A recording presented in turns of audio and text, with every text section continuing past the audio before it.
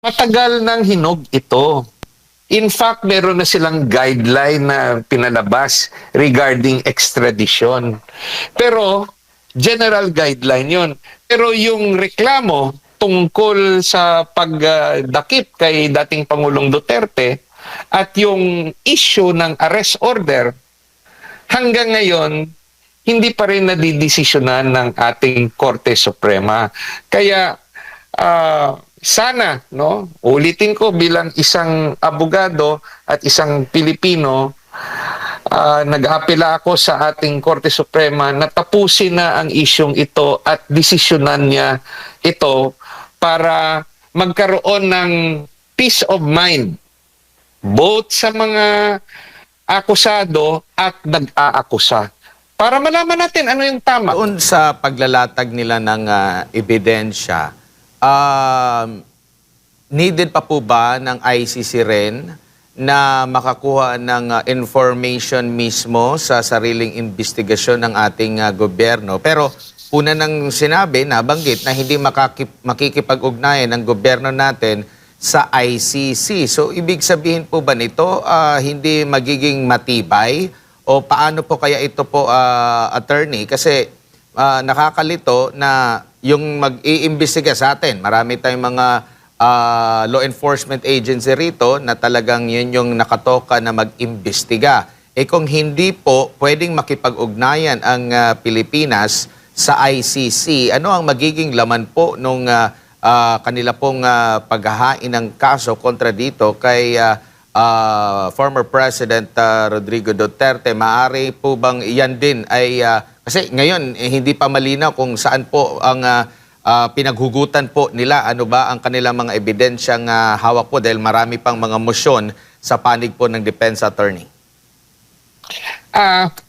Yung sinabi dati ni Pangulong Marcos na walang jurisdiction yung ICC over the accusations against former President Duterte, very clear yon, publicly sinabi niya yon.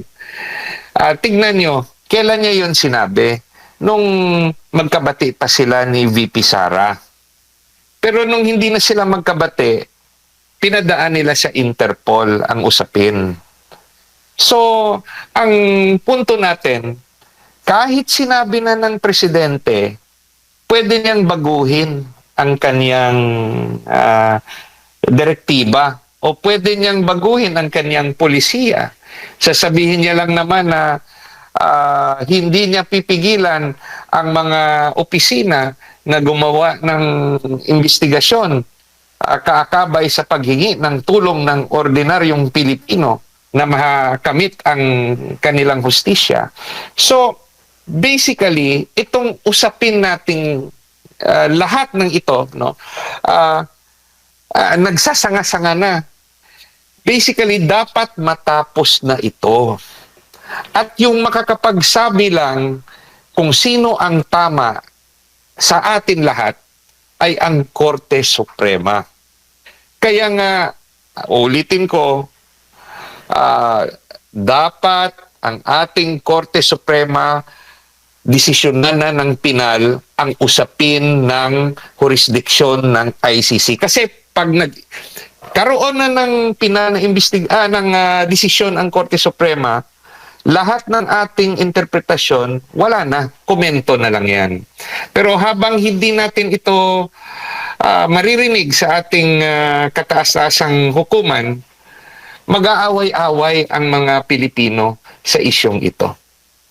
Opo, hinog na po ba para dapat nang maglabas ang Korte Suprema ng desisyon? Kasi mag-iisang taon na rin, attorney. Matagal nang hinog ito. In fact, meron na silang guideline na pinalabas regarding extradition. Pero, general guideline yon. Pero yung reklamo tungkol sa pagdakip kay dating Pangulong Duterte at yung issue ng arrest order, hanggang ngayon, hindi pa rin nadidesisyonan ng ating Korte Suprema. Kaya, sana, no, ulitin ko bilang isang abogado at isang Pilipino, nag-aapela ako sa ating Korte Suprema na tapusin na ang isyong ito at desisyonan niya ito para magkaroon ng peace of mind both sa mga akusado at nag-aakusa para malaman natin ano yung tama. At hanggang hindi po ito na pagdidesisyonan po, kumbaga hindi rin ba natin masisisi na patuloy or magtatago yung mga maaakusahan po, attorney? Sabi ko nga, technically as of today, wala pa namang arrest order eh. So, si Senator Bato, hindi siya nagtatago, absent lang siya. No? Hindi natin alam yung nasa isipan ni Senator Bato. Pero kung tayo nasa lugar niya, ano ba yung gagawin natin under the same circumstance? Nung panahon ni Ping Lacson, nung siya inakusahan na sa tingin niya hindi tama ang akusasyon, ano ba ginawa ni Senator Lacson? Pero tayo naman, kung granting, tayo naman yung nag-aakusa laban sa ibang tao na sa tingin natin may kasalanan sa ating pamilya, ano naman yung mararamdaman natin? Sasabihin rin natin, hindi ginagawa ng gobyerno ang trabaho nito.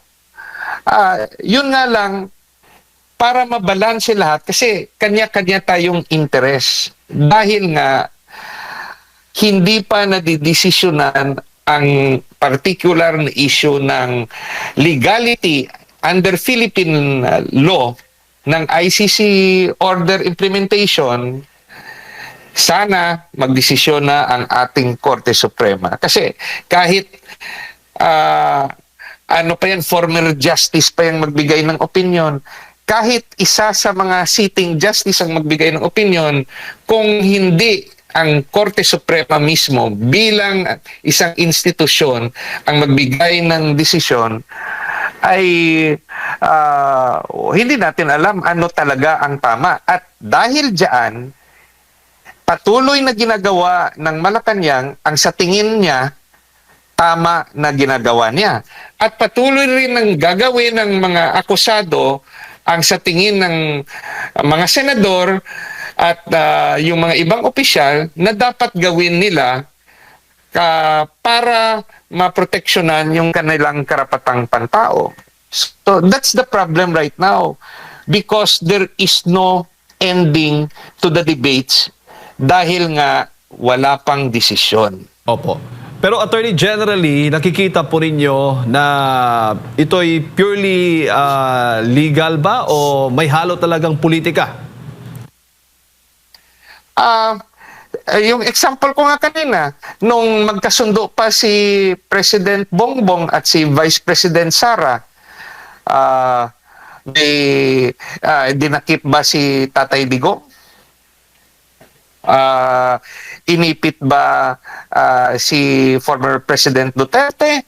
Inipit ba si Senator Bato na may question sa arrest order? Di ba wala?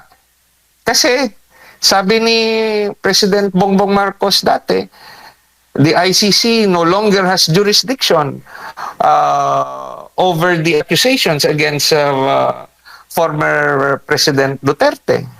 Pero nung hindi na sila magkasundo, nabigla na lang tayong lahat, inaresto siya, pauwi siya galing Hong Kong. Kung nasa isip yun ni former President Duterte, dapat hindi na siya nagpa-Hong Kong.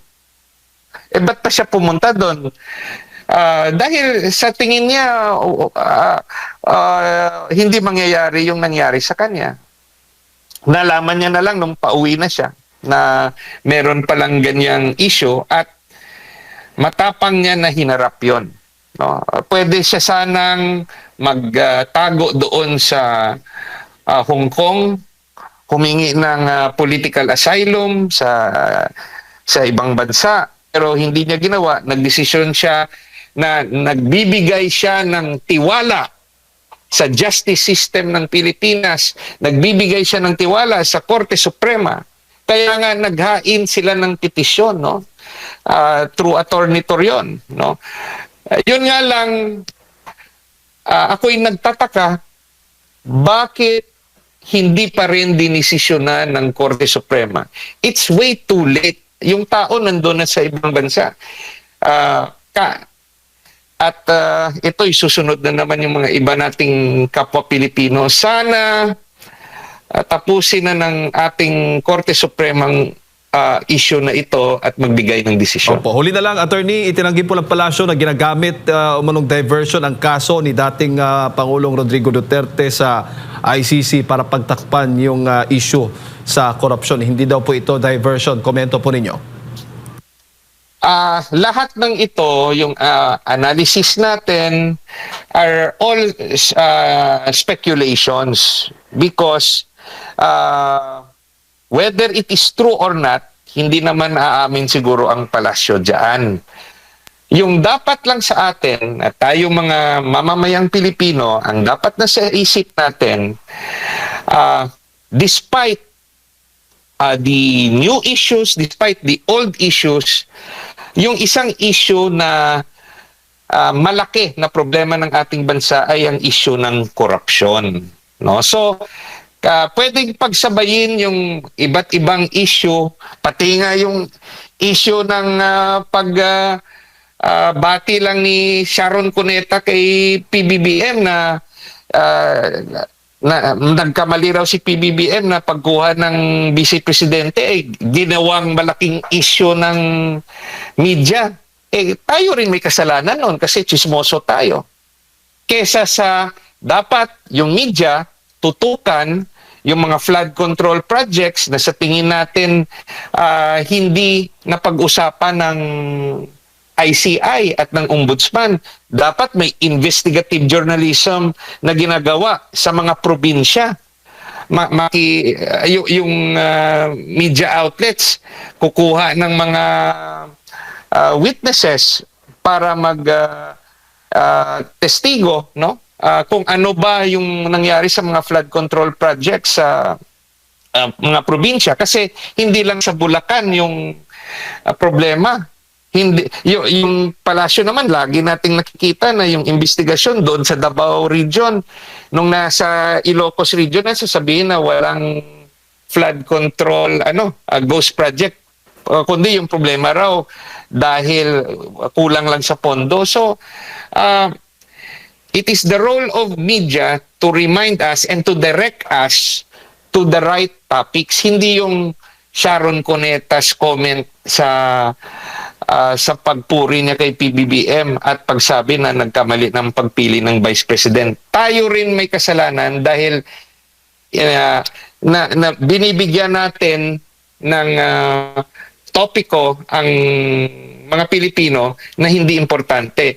At inuulit ko na importanteng topic na dapat hindi mawala sa atin, ang vote counting machine. Kasi kahit gaano natin ka-prepare for the 2028 election, kung nasa isip natin hindi magiging patas ang bilangan ng boto at sinasabi natin yung survey ay manipulated, ay hindi pa rin magbabago ang Pilipinas after 2028.